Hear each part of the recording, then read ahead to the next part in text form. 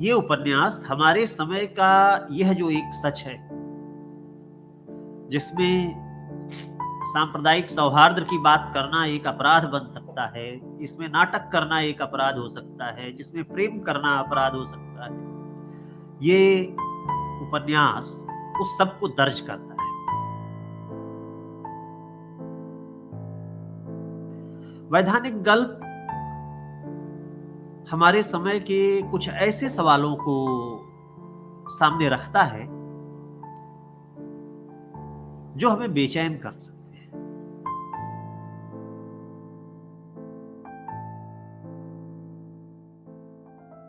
नमस्कार, मैं हूं अवधेश और नई धारा समीक्षा के इस नए अंक में आपका बहुत-बहुत स्वागत है।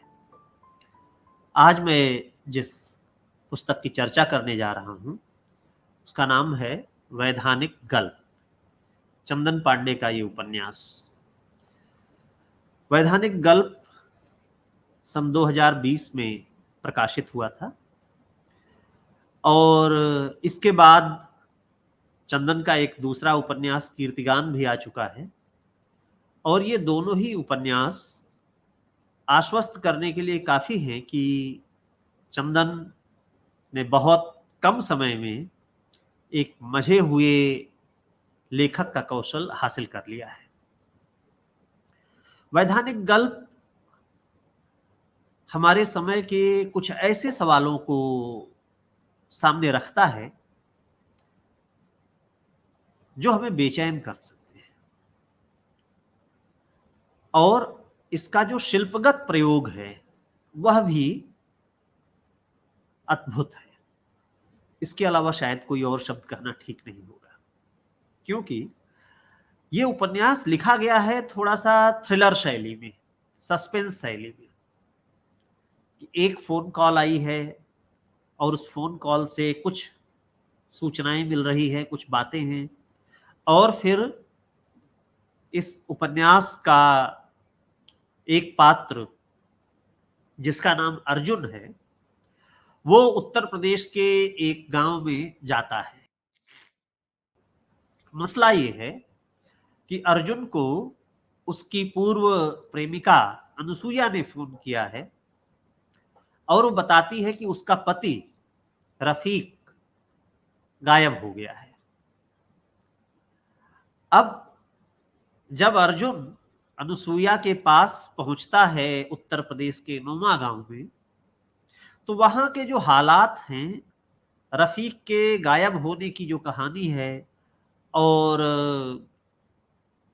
रफीक की अनुपस्थिति में अर्जुन और अनुसुईया के बीच जो कुछ द्वंद्व चल रहा है, उस सब को चंदन बड़ी बारीकी से उकेरते हैं। रफीक एक मझा हुआ रंगकर्मी है जो सांप्रदायिक सौहार्द के विषयों पर नाटक करता है। साथ ही साथ जो स्थानीय माफिया है और जो सांप्रदायिकता को फैलाने वाले लोग हैं, उनके बीच के गठजोड़ को उजागर भी करता है।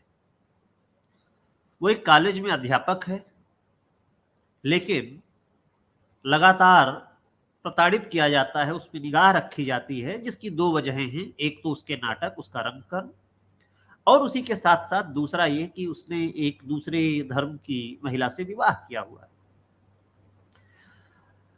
और रफीक के गायब होने को एक नया मोड़ मिल जाता है तब जब उसी के नाट्य समूह की एक महिला जानकी के भी लापता होने की खबर आती है। तो सांप्रदायिक माफिया जिस तरह की अफवाहें फैलाना चाहते हैं, वो फैला रहे हैं और शहर से गया हुआ अर्जुन,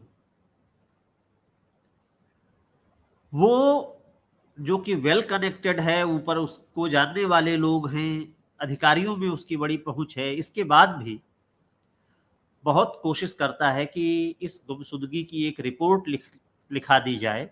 वह भी शायद संभव नहीं हो पाएगा आसानी से। उसके लिए भी उसको बहुत पापड़ बेलने पड़ते हैं, यहां तक कि उसको धमकी दी जाती है कि ये अफ़वाह फैलाई जा सकती है पूरे शहर में कि तुम अपनी पूर्व प्रेमिका से मिलने आए हो।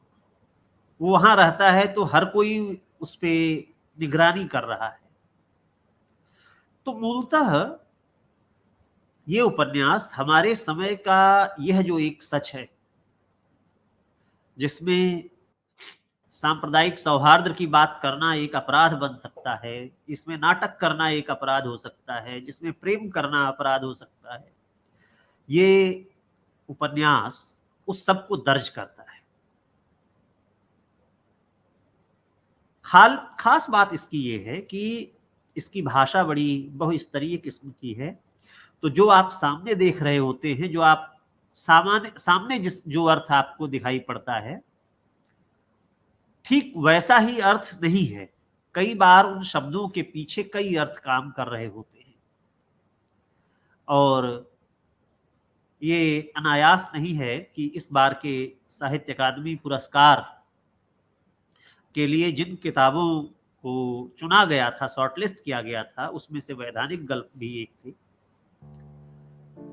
आप सब ने अगर वैधानिक गल्प नहीं पढ़ी है तो पढ़िए।